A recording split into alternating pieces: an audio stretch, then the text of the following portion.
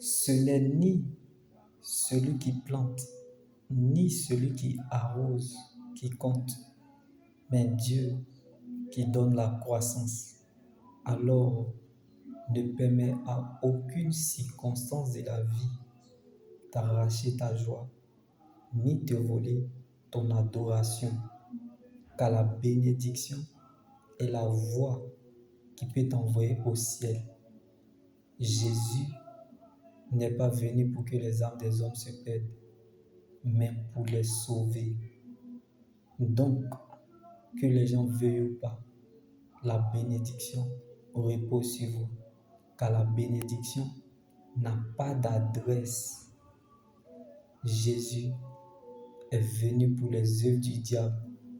Alors ne cherche pas ceux qui t'apprécient, ils ne t'aimeront jamais. Car la jalousie, c'est la base de la sorcellerie, parce qu'il y a quelqu'un qui s'est donné à la croix pour ta vie. N'a-t-il pas démontré son amour par son sacrifice manifesté à la croix, en déversant son sang pour le pardon de nos péchés et par sa résurrection pour notre liberté, le salut de notre âme et le ciel après la mort? En toute unité, Seigneur, qu'est-ce qui peut bien te résister? Comme il s'est lui-même humilié en faisant preuve d'obéissance jusqu'à la mort. Pardonne-nous, car nous sommes limités. Donne-nous de demeurer dans ton espérance, car elle ne trahira jamais. En effet, pensez donc à celui qui a enduré et supporté une telle opposition contre lui de la part des pécheurs, afin de ne pas vous laisser abattre par le découragement. Que personne ne vous trompe avec des paroles sans fondement, car personne ne peut poser un autre fondement que celui qui a été posé, à savoir Jésus-Christ a mis en toi une pierre qui fait obstacle et un rocher propre à faire trébucher. Donc les obstacles ne peuvent pas changer le résultat, car vous êtes le résultat de l'amour inexplicable de Dieu. Celui qui n'était pas mon peuple, je l'appellerai mon peuple. Celle qui n'était pas la bien-aimée, elle sera la bien-aimée. Et là où on vous disait, vous n'êtes pas mon peuple, vous serez appelés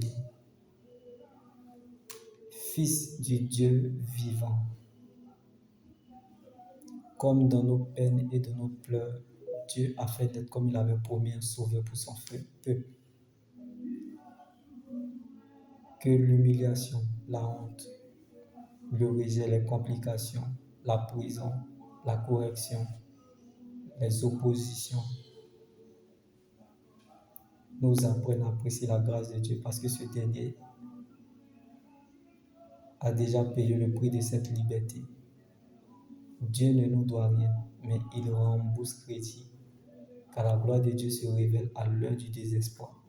Donc Dieu réserve toujours une heure pour les mépriser. Jésus, l'espoir des sans espoir. En Jésus, même un cadavre sans mort. L'Éternel, il n'y a pas monnaie. En Jésus, il n'y a pas chien, il n'y a pas chat. L'ancien des jours, l'homme de Galilée, le prince des pères, le ressuscité, le roi des rois, le Dieu qui a pu ressusciter par lui-même, le réparateur des brèches et le restaurateur des sentiers fréquentés. Il n'est pas un généraliste, mais un spécialiste dans le domaine. Parce qu'il achève toujours la gloire de ceux qui commencent. Donc il ne peut jamais mal finir ce qu'il a bien commencé. Jésus est la finalisation de ce qu'il commence.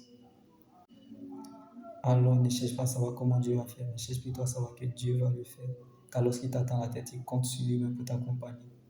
Donc si c'est à cause de toi, tu perdras la bataille, mais à cause de Dieu, tu gagneras le combat. Car lorsqu'il révèle un fait, il va jusqu'au bout de sa délivrance complète. Alors ne cherche pas à comprendre ce qui se passe, mais cherche plutôt à savoir comment il va finir.